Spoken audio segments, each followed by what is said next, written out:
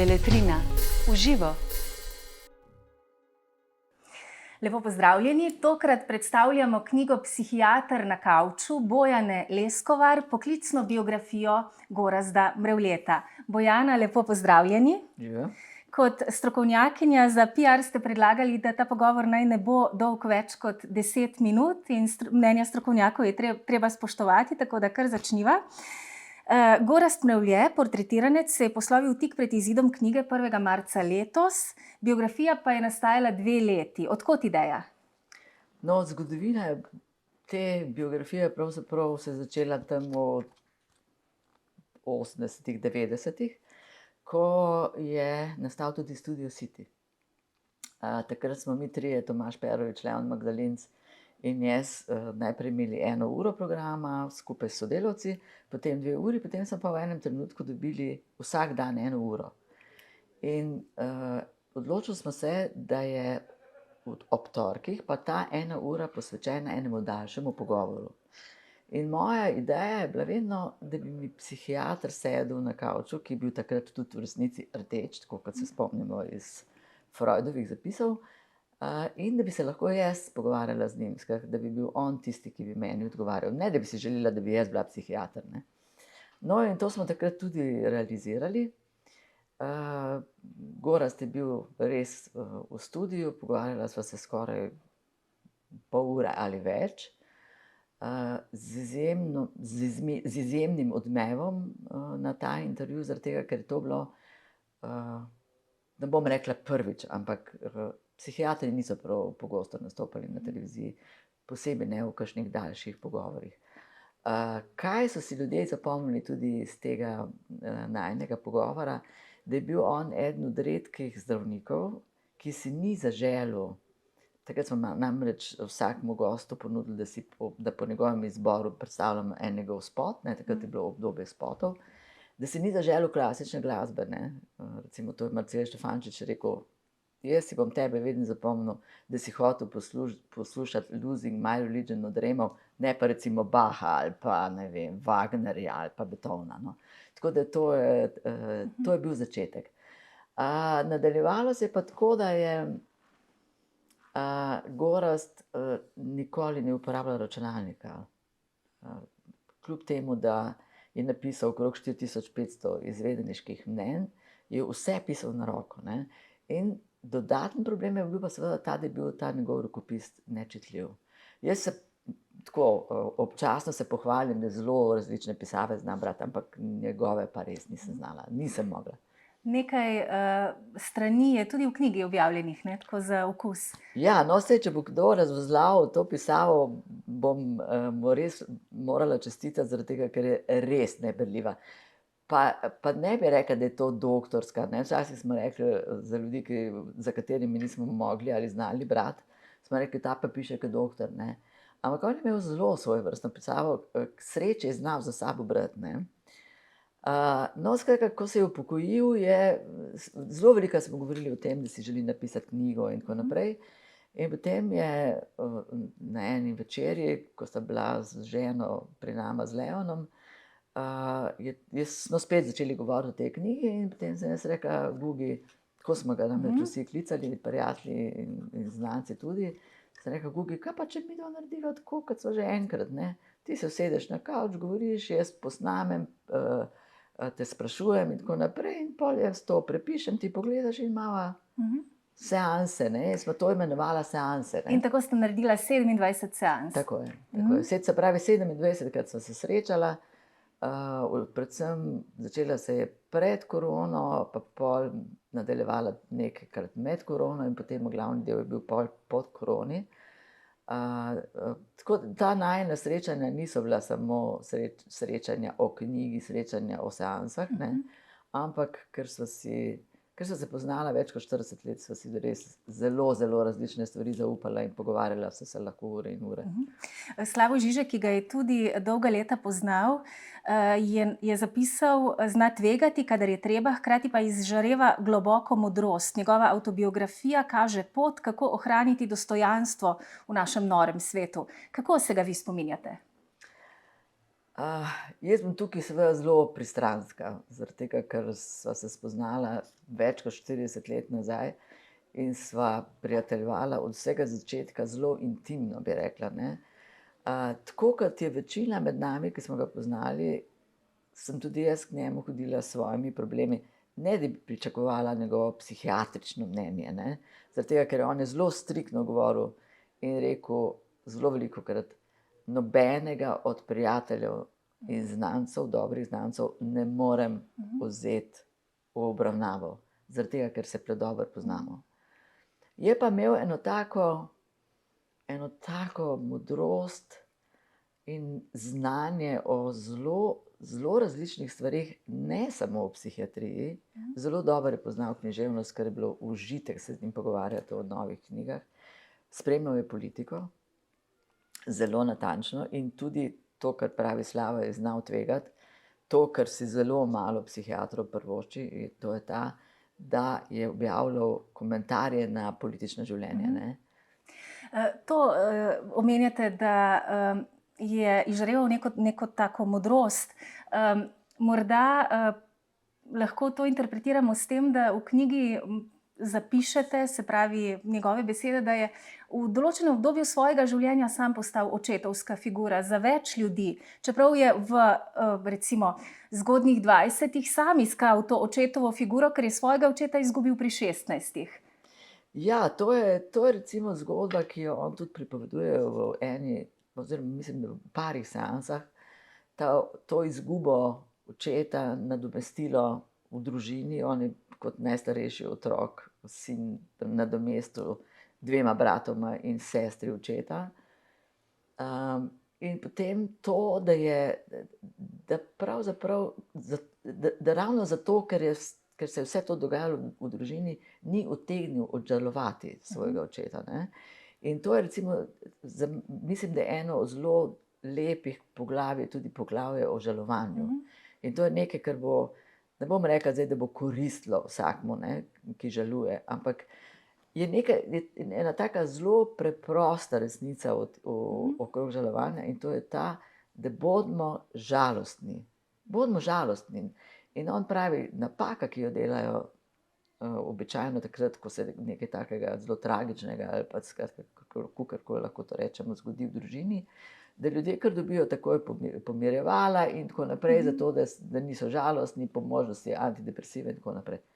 Nič od tega. Se pravi, v obdobju, ko sploh niso depresivni, ampak preprosto žalujejo. Žalujejo, so žalostni. On seveda poudarja, da je treba temu delu žalovanja pustiti na plan. Ja. Skratka, pravi, da če je kdo imel priložnost, da je bil se pravi slovenski psihiatriji tako dolgo v središču dogajanja, se pravi in v slovenski in prej v jugoslovanski, je to še posebna sreča. In jaz sem imel to srečo. Zakaj sreča? Zato, ker je bil tako zelo predan temu poklicu. On od začetka ni hotel biti psihiater, ne. On je razmišljal o različnih specializacijah. Ko je pa začel študirati na medicini psihiatrijo, ne, tam je en del predmeta, medicina ne polaga posebej velike pozornosti temu predmetu. In ko je začel pa to študirati, pa pravi, da je pol leta praktično študiral samo to, zaradi tega, ker ga je to tako prevzelo, in potem tudi se odločil za specializacijo in nadaljeval najprej kot nekdo, ki je bil predviden kot Logarjev naslednik, recimo, pa potem to nekako ni šlo. Pa potem je recimo veliko delal z Milčinskim, ki je bil tako rekoč njegov drugi oče. On tudi govori o teh ljudeh, ki so vplivali na to, kaj in kako se je nadaljevala njegova in tekla njegova poklicna pot, tudi kot o očetih, ne.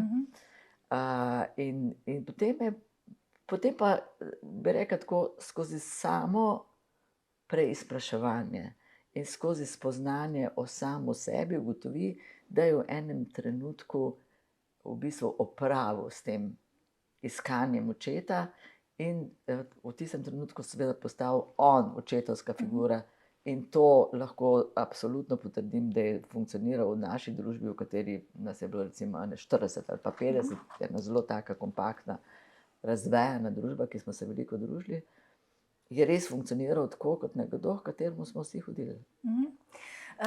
Še ena, več je teh zanimivih momentov, ampak še en, ki bo verjetno zanimal tudi širši krog ljudi, je ta, kako nekako v bistvu lepo pove, kako se je precej hitro utiril v tretje življenjsko obdobje, se pravi v pokoj, čeprav je parkrat podaljšal svoj staž in je še naprej delal. Ampak, skratka, našel je nek nov smisel življenja, kar ne uspe vsem. Pravi, da vidi veliko ljudi izjemno uspešnih, recimo neka velika imena je videl v svoji praksi, ki so potem, ko so skratka bili upokojeni, popolnoma izgubili tla pod nogami, vse se jim je zdelo brez veze za nazaj, absolutno brez fokusa in so se težko znašli. Ja, to je zanimivo. Ker tukaj imamo midva podobno zgodbo, ne. Jaz sem se tudi upokojila pred 6 leti pa pol. In nekako so tudi mi vsi napovedovali, ne, kako bo to, kako pa je to pokoj, pa to pa res nekaj groznega, ne. Jaz se nisem imela nikoli boljše življenje, kot sem imam zdaj, do tega, ker počnem natančno tisto, kar hočem. Berem tisto, kar hočem, gledam tisto, kar hočem, družim se z ljudmi, kar čem. In bom tako rekla, v nasprotju z veliko upokojenci, za vse imam čas, v nasprotju s prej, ko sem recimo 10 ali pa 12 ur delala. Njemu se je zgodilo to, da je moral zelo na hitro iti v pokoj. Ker se je zakon spremenil, Ker se je zakon spremenil, drugače, ker je bil takrat na Centru za mentalno zdravje, imel še neke načrte, kako bojo zgradili nek nov oddelek in tako naprej. In potem, ker se je zakon spremenil, je moral iti, ne. In je korekten in ne napiše, kaj v resnici se mu je dogajalo, ampak pravi, da se je zelo velikokrat spomnil svojega prijatelja, ki mu je rekel, ko boš šel v pokoj, ne boš verjel, kaj vse se ti bo dogajalo, ne. Jaz mislim, da je v psihiatriji, tako kot v vsaki drugi stroki, veliko nevoščljivosti in tako naprej. Tako, v bistvu mu je ta prijatelj rekel, da ne boš verjel, kako hitro te bodo pozabili tudi najboljši prijatelji. Navidezno najboljši prijatelji, v tem smislu, ja. Ampak ni, on mislim, da s tem ni imel problemov, ker smo v bistvu zelo velikokrat se družili vsi, še vedno hodili z njim, imel še vedno predavanja, skupine je vodil in tako naprej. Edini problem je najbrž to, ki ga imamo pa vsi, ne, da imaš ti en urnik, ne, urnik, ki ti pove, zjutraj vstaneš to, cak, ko pa prideš do tega, da to vse lahko sam počneš, ne, se pa zalotiš, da kdaj pa kakšne stvari pa tudi ne bi naredil, ne. Danes se mi pa to ne da, ne, danes pa jaz to ne bi, ne. Ali pa recimo ti manjka kakšne socialne skupine, ne, in tako naprej, in se pač moraš znati zelo organizirati, ne. Jaz mislim, da bi, če ne bi zbolel, ne, če se ne bi to zgodilo, kar pač se je, in to zelo podrobno tudi opisuje v knjigi, mislim, da bi še danes delal kot psihiater, kot nekdo, ki ima skupine čez, nekdo, kateremu, recimo zadnjič sem srečala prijateljico, pa je rekla, a veš, da si ne morem predstavljati, da sem poklicala Gugija, ne, ker nisem vedela, da je v bolnišnici, in so se pogovarjala, ker pač moja mama imela neke probleme in tako naprej. Rekla mi, da so se pogovarjala tako, kot da nič ni. Potem sem prišla pa domov in mi je prijateljica povedala, da je v bolnici. In sem rekla, kako on lahko pri vsem tem, ne, da je on bolan, ne, da kljub vsemu funkcionira tako, kot je funkcioniral prej, ker nič ni bilo. In to je njegovo bistvo. On je njegovo bistvo. On je kadarkoli, kjerkoli, vedno je bil na razpolago. Kadarkoli si poklical, on je bil tam. Še zadnje, sprva se je ukvarjal Mrevlje z mislijo, da bi napisal knjigo o 3 oziroma 4 otokih. Rab kot prvi otok, kamor je hodil s starši, Korčula, kjer je leta letoval s prvo ženo Darjo in otroki, Tretji otok je Ugljan, kjer je letoval kasneje z drugo ženo Karin in Lano, 20 let. Četrti je Goli otok, o katerem je slišal iz pripovedovanja o osebnih izkušnjah prijatelja, lastnika avtokempa na Korčuli, kamor je hodil na počitnice. Morda še en droben vpogled v to njegovo zasebno življenje.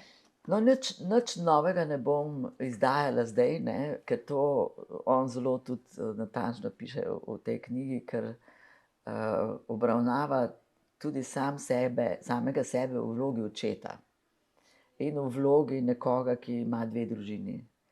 In pove to, kar si povedala zdaj ti, ne, skratka najprej en otok, ena družina, drug otok, druga družina,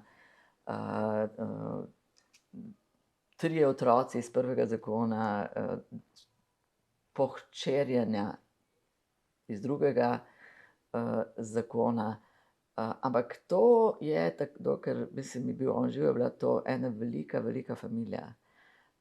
Mislim, da je enkrat naštel, da jih je bilo ali 17 ali 18, ko so prišli že vsi skupaj, ker pa so bili že vnuki, so imeli že otroke in tako naprej, tako da je bilo to. Jaz sem parkrat bila na teh njihovih družinskih samitih in to je bilo nekaj zelo živahnega. Je pa res, da je bil on vedno center tistega dogajanja in to, kot pravi na začetku knjige, enkrat mu je en otrok rekel, jaz bi bil rad, ko bom velik, tak kot Gugi, zaradi tega, ker on, ko govori, vsi molknejo in ne samo to, tudi poslušajo ga. Upamo, da so tudi naju gledalci nekako poslušali do konca, hkrati naj bo to zadnja beseda in vabilo k branju knjige Psihiater na kavču. Beletrina v živo.